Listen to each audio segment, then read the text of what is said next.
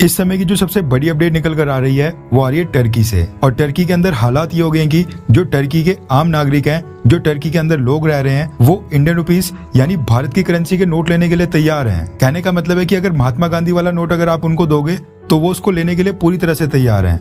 लेकिन जो टर्की की खुद की करेंसी है, जो उनकी नेशनल करेंसी लीरा है, उसको लेने से टर्की के लोग पूरी तरह से इनकार कर रहे हैं। अभी हालात क्यों पैदा हो गए हैं और टर्की के अंदर कौन सा सबसे बड़ा इकोनॉमिक क्राइसिस आकर खड़ा हो गया है और अर्दोगान के री इलेक्शन को लेकर कौन सी न्यूज अपडेट निकल कर आ रही है, वो आज हम इसी वीडियो में डिस्कस करेंगे। लेकिन आगे बढ़ने से पहले अगर आपने हमारे चैनल को सब्सक्राइब नहीं किया है तो सब्सक्राइब करके नोटिफिकेशन बेल को प्लीज दबा दीजिए ताकि आपको हमारे चैनल की सभी वीडियोस लगातार मिलती रहें। बढ़ते मेन न्यूज की तरफ। तो जो आज से 2 हफ्ते पहले टर्की के इलेक्शन के रिजल्ट आए थे, उसमें टर्की में 4 कैंडिडेट्स में से किसी को भी मेजॉरिटी नहीं मिली थी। अब टर्की के अंदर क्या होता है कि प्रेसिडेंट बनने के लिए 50% से ज्यादा वोट चाहिए होते हैं। और जो इलेक्शन के रिजल्ट आए थे उसमें सबसे ऊपर थे अर्दोगान को 49% वोट मिले थे, यानी उनको भी मेजॉरिटी नहीं मिली थी। और अर्दोगान के बाद जो सेकंड पॉपुलर कैंडिडेट थे वो थे केमाल किलिचदारोग्लू, उनको 45% वोट मिले थे। यानी 4 में से किसी भी कैंडिडेट को 50% वोट नहीं मिले थे, यानी किसी के पास भी क्लियर मेजॉरिटी बिल्कुल नहीं थी।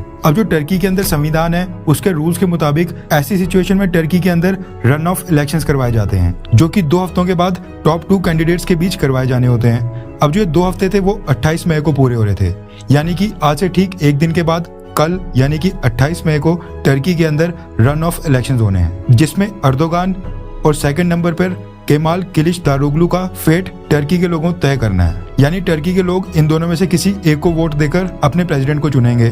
अब अर्दोगान की बात करें तो अर्दोगान 2003 से लेकर 14 तक टर्की के प्राइम मिनिस्टर के तौर पर उन्होंने टर्की के ऊपर रूल किया था। और वहां पर थोड़े बहुत कॉन्स्टिट्यूशनल चेंजेस करने के बाद वो 2014 से लेकर 2023 यानी कि इस साल तक टर्की के प्रेसिडेंट के तौर पर टर्की के ऊपर रूल किया। अब जो कल टर्की के अंदर रन ऑफ इलेक्शंस होने हैं उसमें अर्दोगान के जीतने के चांसेस काफी ज्यादा लग रहे हैं। और इसके पीछे का एंगल है रिलीजियस एंगल, क्योंकि आपको पता है कि टर्की के प्रेसिडेंट अर्दोगान धर्म के नाम के ऊपर अपने लोगों को काफी भड़काते हैं, काफी बरगलाते हैं। इसके साथ ही वो अपनी इस तरह की इमेज प्रेजेंट करते हैं कि वो पूरे मुस्लिम उम्मा यानी जितने भी इस्लामिक देश हैं इन सब के लीडर हैं। तो इस वजह से टर्की के अंदर अर्दोगान काफी पॉपुलर भी हैं।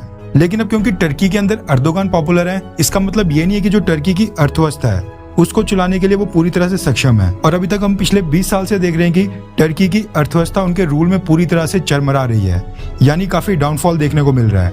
और इस बार भी जब से इलेक्शन स्टार्ट हुए हैं उस समय से भी जब से इन्वेस्टर्स को लग रहा है कि टर्की के अंदर दोबारा से अर्दोगान के जीतने के चांसेस बढ़ रहे हैं, यानी टर्की के अंदर कोई नई सरकार आने के चांसेस बिल्कुल नहीं है, टर्की के इन्वेस्टर्स धीरे धीरे टर्की के अंदर से अपना सारा पैसा निकाल रहे हैं। अब क्योंकि इन्वेस्टर्स को टर्की की अर्थव्यवस्था के बाउंस बैक करने के कोई भी चांसेस नहीं लग रहे थे, इसलिए रन ऑफ इलेक्शन से पहले जो लास्ट ट्रेडिंग सेशन था उसमें जो टर्की की करेंसी लीरा है उसने बहुत ही बड़ा और इतिहास का सबसे बड़ा डाउनफॉल देख लिया है। रेफरेंस के लिए आपकी स्क्रीन के ऊपर रॉयटर्स के आर्टिकल का स्क्रीनशॉट है। रिपोर्ट के मुताबिक टर्की की करेंसी जो लीरा है वो हिस्टोरिक लो के ऊपर चले गई है और 20 के लेवल के नीचे जा पहुंची है। आपकी जानकारी के लिए बता दूं कि साल 2003 में जो टर्की की करेंसी लीरा थी वो लगभग $US की रेंज में ही थी।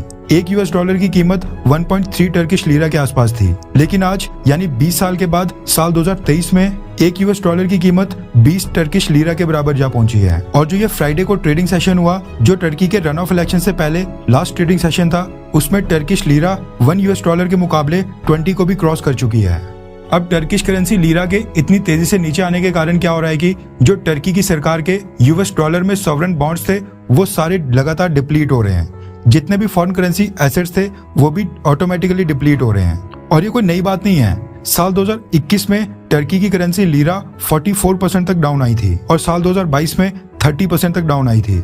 इस साल 2023 में अभी तक 6% डाउन आ चुकी है। लेकिन इन्वेस्टर्स को लग रहा था कि जो टर्की में अर्दोगान के सबसे बड़े ओपोनेंट है मिस्टर केमाल, वो जीत कर आ सकते हैं, इसलिए इन्वेस्टर्स काफी पैसा टर्की की अर्थव्यवस्था के अंदर पंप कर रहे थे।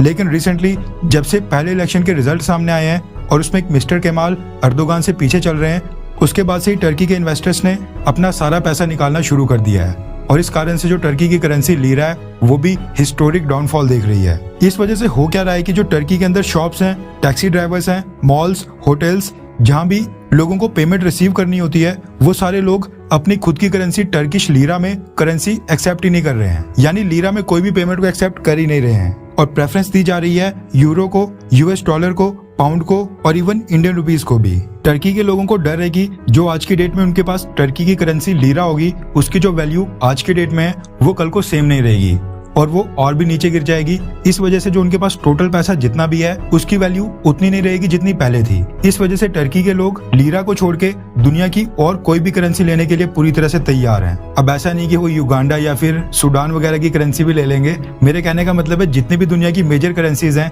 जैसे कि यूरो होगी, यूएस डॉलर, पाउंड्स, ये सब लेने के लिए टर्की के लोग इस समय पूरी तरह से रेडी हैं। अब इस पूरी सिचुएशन को देखा जाए तो टर्की के अंदर इन्वेस्टर्स अपना सारा पैसा निकालकर टर्की की मार्केट से एग्जिट कर रहे हैं। दूसरी तरफ टर्की की जो करेंसी लीरा है वो इतना बड़ा डाउनफॉल देख रही है, लेकिन इसके बावजूद टर्की के जो प्रेसिडेंट अर्दोगान है वो अभी भी जीत रहे हैं और ये सब कुछ हो रहा है इस्लाम के नाम पर। खैर, पहले फेज के इलेक्शन हुए थे क्योंकि उसमें अर्दोगान सबसे ज्यादा वोट्स के साथ लीड कर रहे थे। ऐसे में कहा जा रहा है कि अर्दोगान कल जो रन ऑफ इलेक्शंस होने हैं उसमें भी जीत जाएंगे। लेकिन आपको क्या लगता है कि क्या अर्दोगान जीतेंगे, हाँ या फिर नहीं? टर्की को एक नया प्रेसिडेंट मिलेगा? नीचे कमेंट करके अपनी राय जरूर बताएं।